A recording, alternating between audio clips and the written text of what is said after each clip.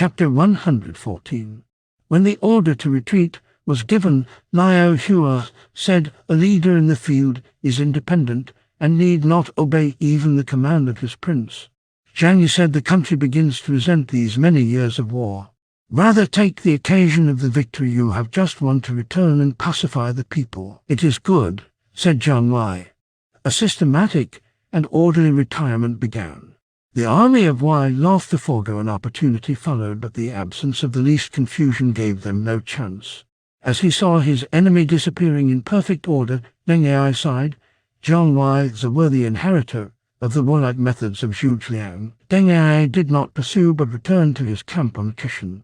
On his return to Chengdu, Zhang Wei had audience with the latter ruler, whereat he inquired, saying, "Your Majesty has commanded me to return for an important reason." The latter ruler replied, "Because you have been so long on the frontier, noble sir. I thought the soldiers must be weary. There was no other reason. Your Majesty, thy servant had got his camps on Kishan, and was on the eve of complete success. To leave off thus in the middle just played into the hands of our enemies. Surely Deng Ai found means of sowing distrust in me." The latter ruler sat lost in thought and silent. Zhang Wei continued, "I am pledged to destroy those rebels and prove my devotion to my country. Your Majesty should not listen to the babble of mean persons till distrust grows in your heart." "I do not distrust you," said the latter ruler after a long pause. "You may return into Hanzhong and await the next favorable opportunity." Zhang Wei left the court and betook himself into Hanzhong to the army. Dang Zhan went back to the Kishan camp and reported his success. Deng Ai and Sima Wang rejoiced, saying, "In the riverlands trouble is not far off from the ruler, and his servants do not live in harmony."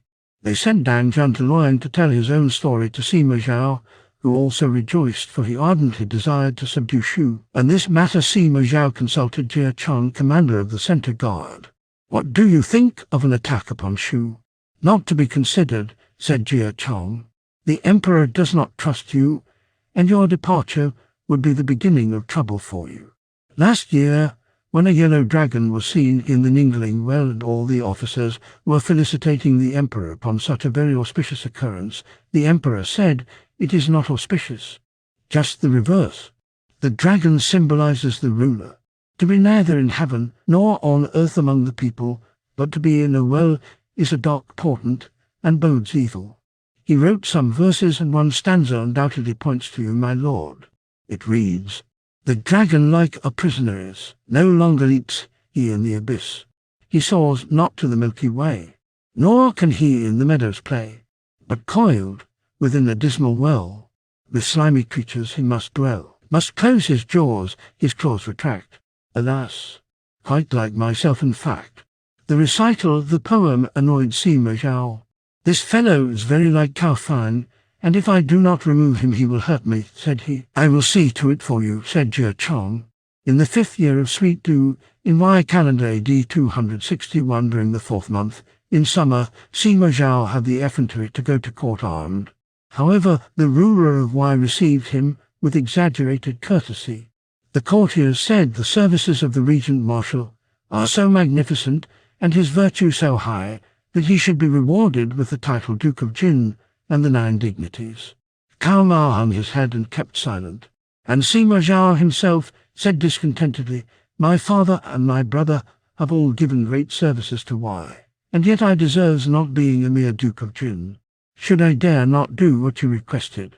Said Cao Mao, "That poem about the lurking dragon called a slimy creatures. What sort of politeness is that?" Said Sima Zhao.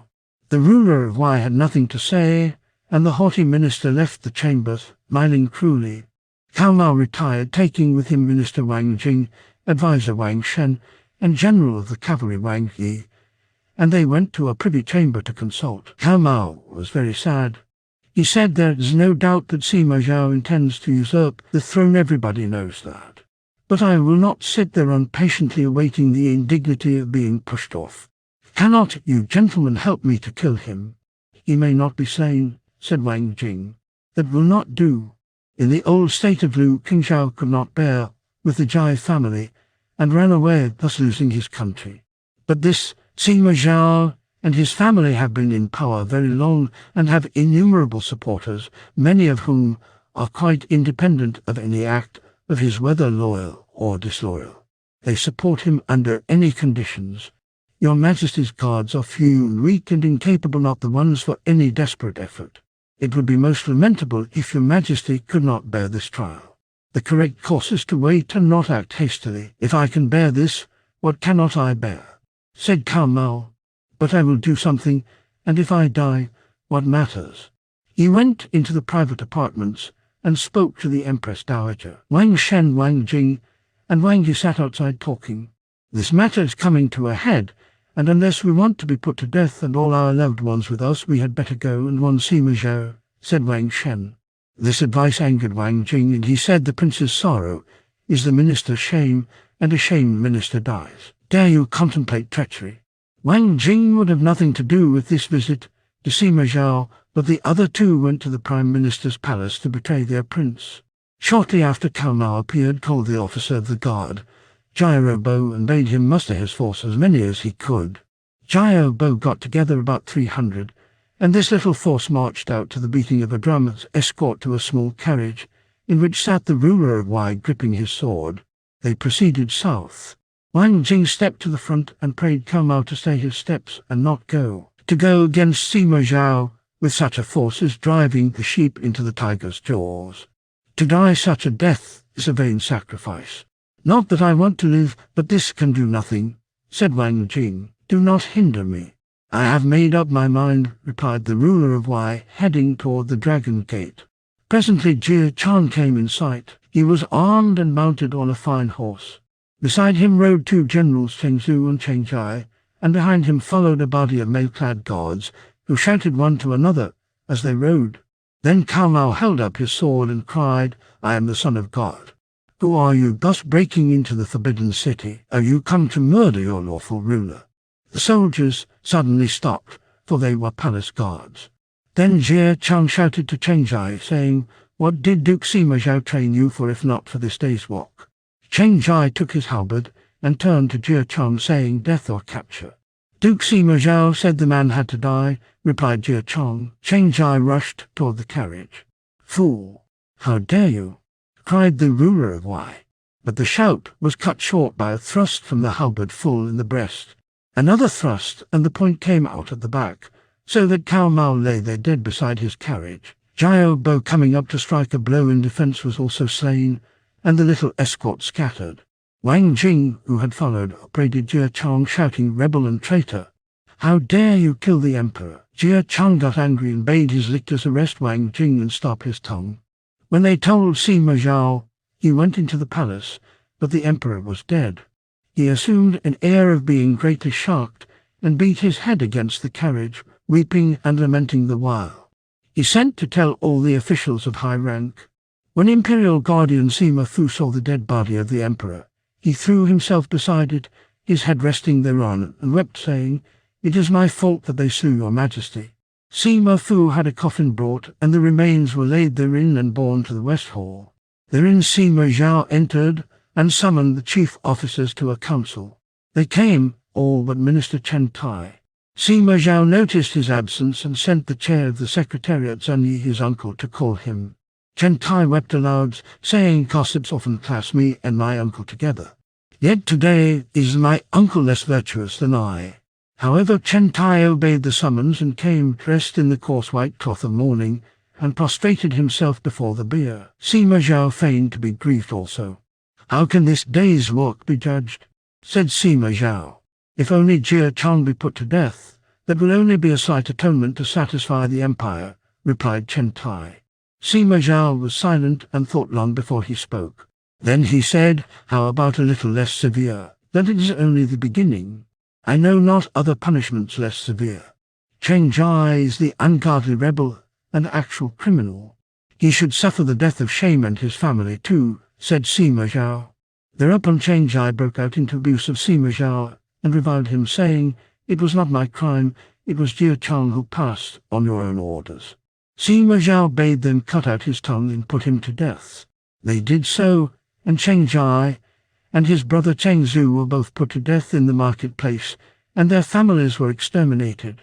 The emperor must die, thus spoke Sima Zhao full plain, in Jie Chang's hearing, and the emperor was slain, although they killed Cheng Jai, who dealt the blow. The author of the crime you all well know. Wang Jing's whole household were imprisoned. He himself was standing in the courthouse when he saw his mother, Lady Zhao, being brought up a prisoner. He knocked his head on the ground and wept, saying, "O unfilial son, to bring distress upon a gentle mother." But his mother laughed. "Who does not die?" cried she. "The only thing to be feared is not dying the proper death. Who would regret dying like this?" When next day the family were led out to execution, both mother and son smiled as they went past. But the whole city wept tears of sorrow. Mother Yuan was famous at the rise of Han. Mother Zhao was distinguished at the end of Wei, with purest virtue and unfaltering heart. With resolution stern she played her part.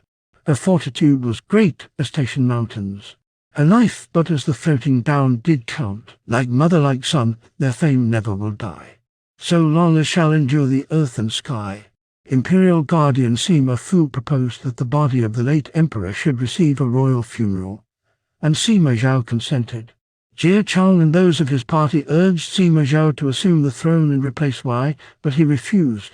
Formerly King Wen had 2/3 of the empire, and yet he supported and served the state of Yin to its end. Wherefore Confucius called him complete of virtue. Emperor Cao of Wei would not replace the Hans, nor will I accept an abdication of Wei.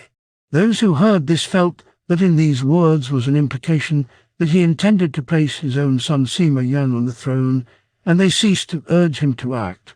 In the 6th month of that year, Cao Hong, Duke of Changdao, was raised to the throne as emperor, the period style being changed to Wonderful Beginning, the first year, AD 260.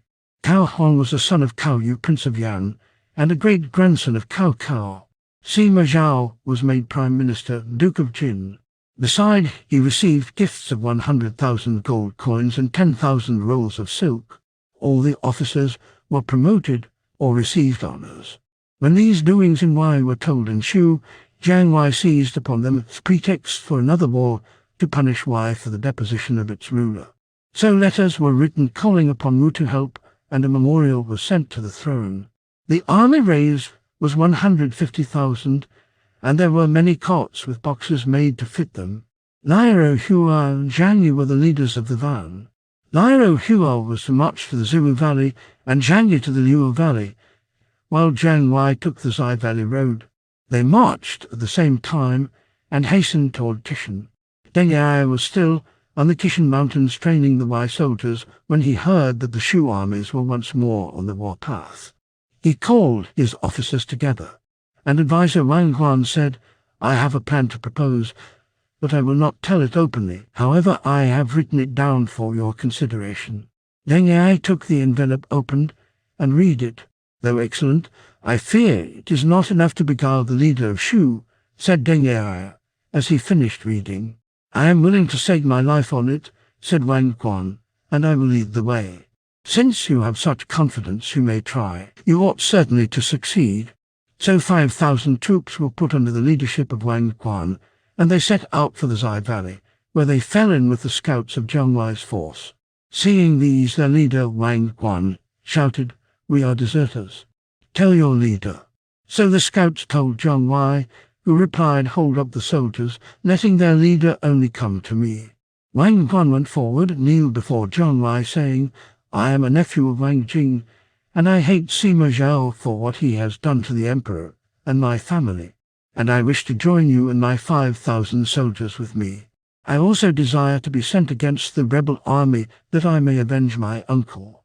Then said Jiang Wei, "Since you are sincere in your desertion, I must be sincere in my treatment of you. The one thing my army needs is grain. There is plenty at the border of the river lands. If you can transport it to Kishan, I can go straightway and take the Kishan camps of Deng Ai." This reply rejoiced Wang Guan, who saw that Jiang Wei was just going to walk into the trap. So he agreed at once. "But you will not need 5,000 troops to see after the transport. Take 3,000 and leave 2,000 as guides for me." Wang Guan, thinking that suspicions would be raised if he refused, took the 3,000 of his troops and marched away, and the other 2,000 were attached to the army of Shu. Then Xiahou was announced, and when he was come in, he said, "O Commander, why have you believed the tale of this Wang Guan? In why I never heard that Wang Guan was related to Wang Jing, though it is true I never made particular inquiries. You should look to it, for there is much pretense in his story." "I know Wang Guan is false," said Jiang Wei, with a smile. "That is why I have taken away many of his force. I am meeting trick with trick." "How do you know for certain he is a false?" "Sima Zhao is as crafty as Cao Cao. If he slew all Wang Jing's family, would he have left a nephew, and sent that nephew to the pass beyond his own reach with soldiers? You saw this, as did I." So Jiang Wei did not go out by the Zai Valley, but he set an ambush there ready for any move of Wang Guan. And indeed, within 10 days, the ambush caught a man with a letter from Wang Guan to Deng Ai telling him what had come about. From the letter and the bearer thereof, Jiang Wei learned that Wang Guan would divert a convoy of grain to the Wei camps on the 20th, and Deng Ai was to send troops to Yunxian Valley to help. Jiang Wei beheaded the courier. Then he sent another letter to Deng Ai by a man dressed as a Wei soldier, the date being altered to the 15th instead of the 20th. As a preparation, Jiang Wei ordered many wagons to be emptied of their grain and laden with inflammables covered with green cloth. The 2,000 Wei soldiers were ordered to show flags belonging to the Shu Transport Corps. Then Jiang Wei and Xiahou went into the valleys in ambush, while Jiang Shu was ordered to march to the Zai Valley, and Liao Hua and Zhang Yi were sent to capture Kishan. The letter, apparently from Wang Guan, was sufficient for Deng Ai, and he wrote back to say it was agreed. So on the 15th day, Deng Ai led out 50,000 veteran troops and moved in sight near Yunxian Valley. And the scouts saw endless carts of grain and fodder in the distance, zigzagging through the mountains. When Deng Ai got closer, he distinguished the uniforms of Wei. His staff urged him, saying, "It is getting dark, O General. Hurry to help Wang Guan escort the convoy out of the valley. The mountains ahead are hazardous," said the general. "If by any chance an ambush has been laid, we could hardly escape. We will wait here." But just then 2 horsemen came up at a gallop, and said just as General Wang Guan was crossing the frontier with the convoy, he was pursued and reinforcements are urgently needed. Deng Ai, realizing the importance of the request, gave orders to press onward. It was the first watch, and a full moon was shining as bright as day. Shouting was heard behind the hills, and he could only conclude it was the noise of the battle in which Wang Guan was engaged. So Deng Ai dashed over the hills. But suddenly a body of troops came out from the shelter of a grove of trees, and at their head rode the Shu leader Fu Kaiyan. "Deng Ai, you are stupid. You have just fallen into the trap set for you by our general. Dismount and prepare for death." Deng Ai halted and turned to flee. Then the wagons burst into flame. That flame was a signal, and down came the army of Shu. He heard shouts all round him, 1,000 ounces of gold for anyone who captures Deng Ai, and a lordship of 10,000 households as well. Terrified, Deng Ai dropped his arms, threw aside his armor, slipped from his steed, mingled with the footmen, and with them scrambled up the hills. The generals of Shu only looked for him among the mounted leaders, never guessing that he had got away among the common soldiers, so he was not captured. Jiang Wei gathered in his victorious army and went to meet Wang Guan and his convoy. Having made all arrangements, as he thought complete, Wang Guan was patiently awaiting the development of his scheme. But suddenly a trusted subordinate came and told him the ruse has been discovered and Deng Ai has already suffered defeat. Wang Guan sent out some scouts, and the report was confirmed, with the addition that the Shu armies were coming against him. Moreover, clouds of dust were rising. There was no way of escape, so Wang Guan ordered his troops to set fire to the convoy, and soon huge flames were rising high into the air. "The case is desperate," cried Wang Guan. "It is a fight to the death." He led his force westward, but the army of Shu came in pursuit. Jiang Wei thought Wang Guan would try at all costs to get back to his own side, but instead Wang Guan went on toward Hanzhong. As his troops were too few to risk a battle, Wang Guan ordered them to burn and destroy all military stations and even the plank trail as he went. Fearing the loss of Hanzhong, Jiang Wei made all haste along the by-roads after Wang Guan. Surrounded on all sides, Wang Guan jumped into the Black Dragon River and so died. Those of his soldiers who survived were slain by Jiang Wei. Though a victory had been won and Wang Guan killed, it was costly. Many wagons and much grain had been lost and the plank trail had been destroyed. Jiang Wei led his army into Hanzhong. Deng Ai made his way back to Tishan. From there he reported his defeat to the ruler of Wei and asked for degradation as a penalty. However, Sima Zhao saw that Deng Ai had rendered good services, so he did not degrade the general, but on the other hand, sent him magnificent gifts, which Deng Ai distributed to the families of the soldiers who had been killed. Sima Zhao also sent him 50,000 troops as reinforcement, lest Chu should attack again. Jiang Wei set about the restoration of the plank trail ready for the next expedition. Repair the roads for marching feet to tread. The strife will only cease when all are dead. The next chapter will tell who won.